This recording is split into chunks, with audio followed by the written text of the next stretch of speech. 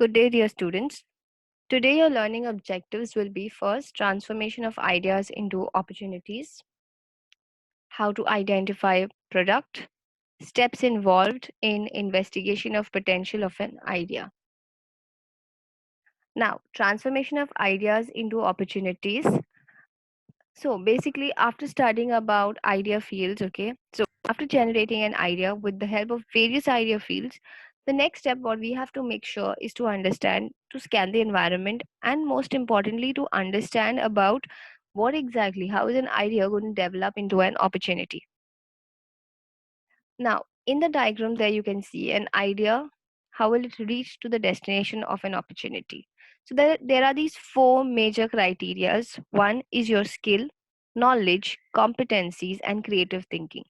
These four things which are there all together combined will allow this. So basically, every entrepreneur should understand that these four things which are there, skill, knowledge, competency, and creative thinking, are like a backed by thorough processing of an idea through a close examination, evaluation, analysis, synthesis, leading to an opportunity which will evolve finally, for an idea to evolve into an opportunity.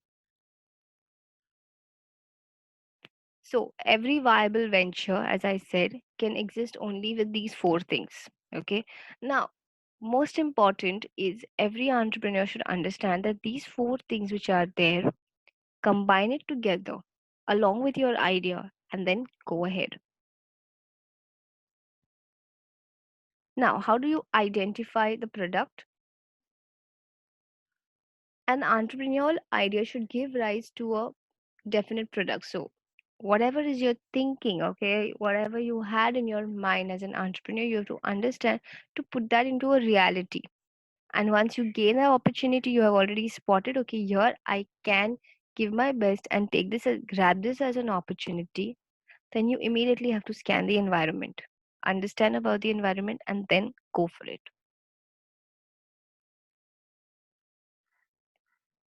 Now, steps involved in investigation of potential of an idea. So basically, the first step is to obtain one such idea. You need to understand what an idea is. Second, making sure that this idea should be able to pave the way to an ultimate product or service that can be sold. Whatever you're planning, it should make sure that it is actually going to be, people are going to come and purchase it also. We should also make a note and check whether such products already exist in the market. If they are already existing in the market, you don't just leave and stop thinking about it. What you have to do is add up a more creativity to it, bring something different, update it so that people will find it better than the other. So like more of, you can say, some modification to the product, you analyze it more better with related to the preferences of customers. So here an idea which is reaching to a product.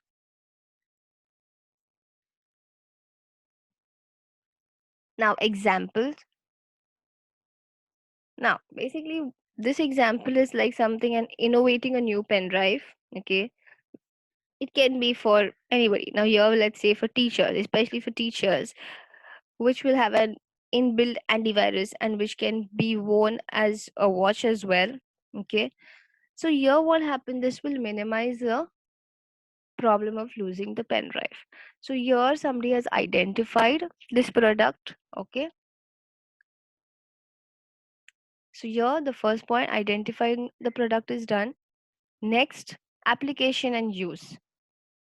So an idea is useless if it is not useful in the real life. You think about something and then you don't find it practical enough that people are actually going to come and buy that product, then there'll be no use. And if the product is still existing in the market, all you have to do is find its way and modify it so that people will use, so that product is getting applied.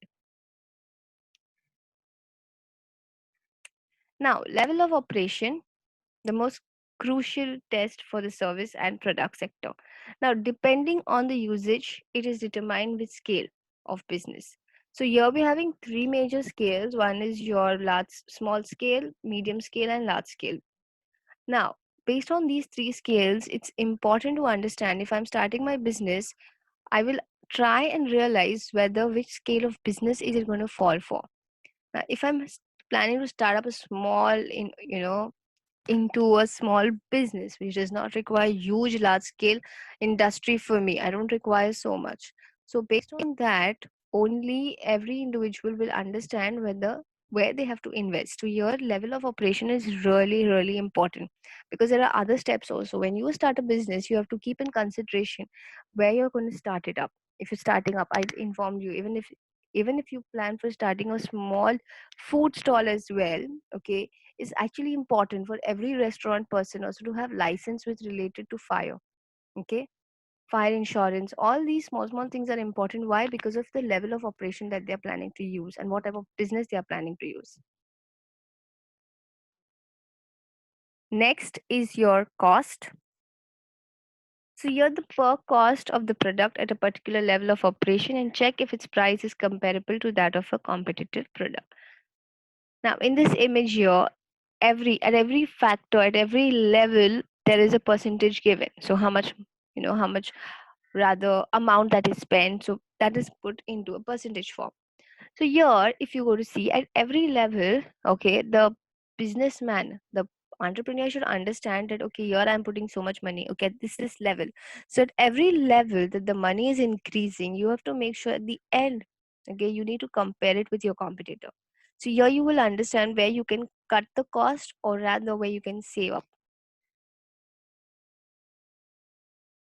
Now competition.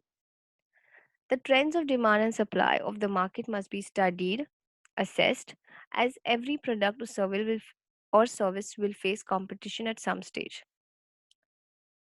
which is very obvious. Okay, if you don't understand and the trends of the market, the demand and supply at every stage, you will face competition. Most over talking about demand and supply, okay, not every time things work out for us. And most importantly, moving with the competition sector. So trying to get better by yourself. Next is technical complexity. First, these few questions which are asked. One, what type of technology is required to produce the product or execute the service? Then second thing what comes is, will training and applications for the idea will be available locally, or will support be needed from other places? Next, what position will the supply plant and machinery required have to be for such a technology? So these are these few technical questions which every entrepreneur generally questions and has to answer them.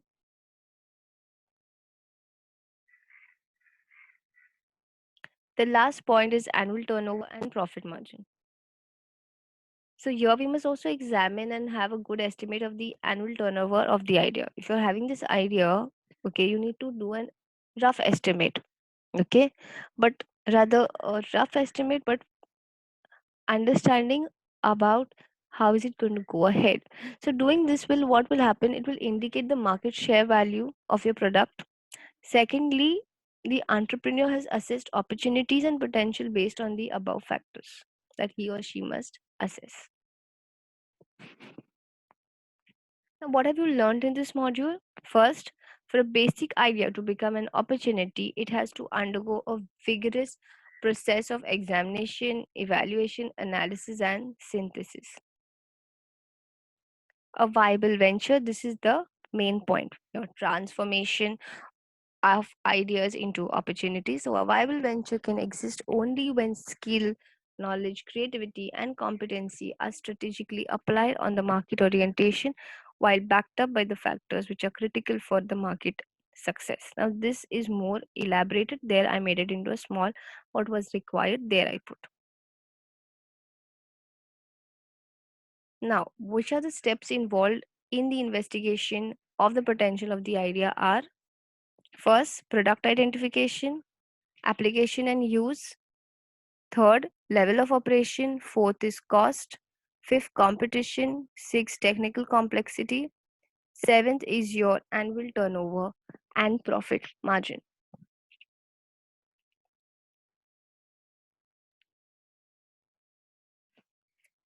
Now, here we have actually studied about how important it is to be in competitive, but as young individuals, we should take competition in a positive way, not trying to put somebody down. Okay. Why? Because of the above quote. A flower does not think of competing to the flower next to it, it just blooms. So, similarly, if you observe nature also, it is not competitive. Instead of trying to put somebody else down, okay, the nature doesn't do that. Nature just focuses on itself. Similarly, we can also pick up or rather learn from nature, like not putting someone down, trying to focus on yourself to be better, make a better version of you so that you can bloom. Thank you, students.